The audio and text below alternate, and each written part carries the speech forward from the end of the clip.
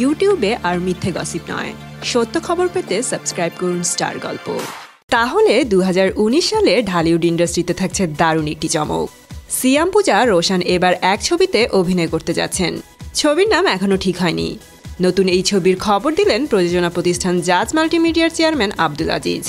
এ ব্যাপারে আব্দুল আজিজ বলেন, অন্ধকার জগতের মানুষকে ঘিরে এই ছবিটির কাহিনী।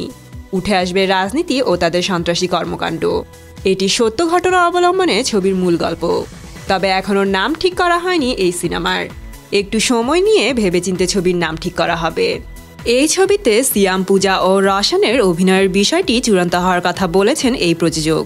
তিনি বলেন, জাজের নিয়মিত শিল্পী এই তিনজন, তাই প্রথমবারের মতো দর্শকদের 3 পছন্দের শিল্পীকে একই ছবিতে আনতে চাইছি। ছবিটি আগামী ঈদ উল ফিতরে মুক্তি দেওয়ার লক্ষ্যে তৈরি হচ্ছে। এটি পরিচালনা করবেন রায়হান রাফি।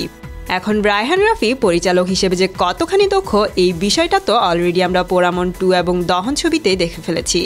এই ছবির শুটিং নিয়ে রায়হান রাফি জানান, আগামী মার্চ মাস থেকে এই ছবির ইনিশিয়াল শুটিং শিডিউল ঠিক করে রাখা হয়েছে।